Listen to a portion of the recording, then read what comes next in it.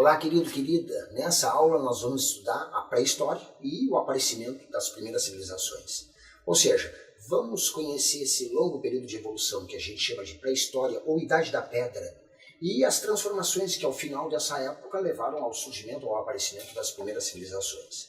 Chamamos de pré-história esse extenso período que se desenvolve e se desenrola ao longo de centenas de milhares de anos, que vai do aparecimento dos primeiros instrumentos fabricados, utilizados pelo homem, até o surgimento, o aparecimento das primeiras civilizações.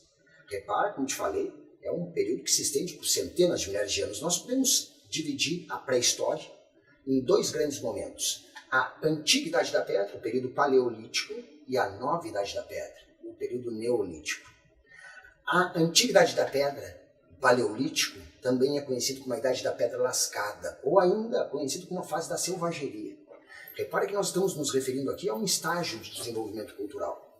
Estou situando isso, entre uns 500 mil anos e uns 10 mil anos atrás, porque é essa cronologia, basicamente, que nos mostra como se deu o aparecimento ou o início do processo civilizatório naquelas regiões do Oriente Médio, região do Crescente Fértil, onde vão florescer as primeiras civilizações.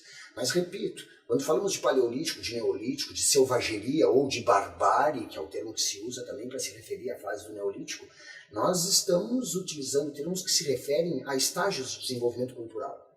Isso significa que existem populações ainda hoje, em pleno século XXI, embora isso seja cada vez mais raro, mas populações que ainda vivem no Paleolítico. Se nós, por exemplo, observarmos uma população que em alguma região da Amazônia, ou em alguma região lá do centro da África, ou de uma região distante da Polinésia, ainda vive de uma economia coletora, ou seja, retirando da natureza simplesmente o seu sustento, nós temos uma sociedade que vive ainda no estágio paleolítico.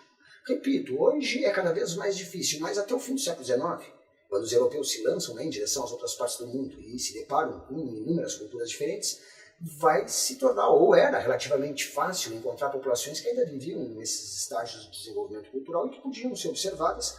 A partir dessa observação, então, se formularam hipóteses a respeito de como viviam nossos antepassados em épocas mais remotas, mais distantes.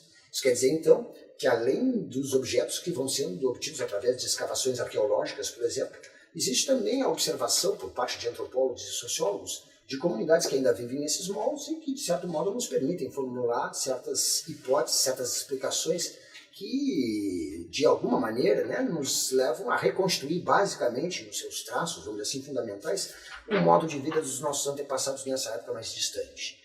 Chamamos de Paleolítico, Antiga Idade da Pedra, Idade da Pedra Lascada, de uns 500 mil anos, ao aparecimento, então, dos primeiros instrumentos, até uns 10 mil anos, quando a Revolução Agrícola assinala, então, o início dessa nova etapa que a gente chama de Nova Idade da Pedra, o Neolítico.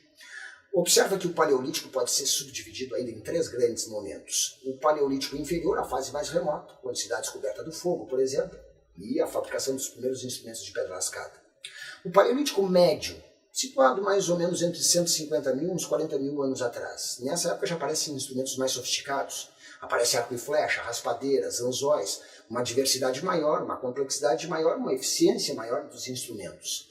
A última etapa do Paleolítico, que tem início há uns 40 mil anos, a gente chama de Paleolítico superior. Aí, além dos avanços no plano dos instrumentos, das técnicas, nós temos também as primeiras manifestações que já demonstram um certo caráter de abstração. Por exemplo, a pintura rupestre, a pintura feita na parede das cavernas, é típica dessa época. Alguns preferem, inclusive, chamar o Paleolítico de superior de Mesolítico, uma meia-idade da Pedra, em função desses avanços mais significativos, mais marcantes. A magia simpática, a pintura rupestre, rituais funerários, que já demonstram o início de uma crença de uma vida pós-morte.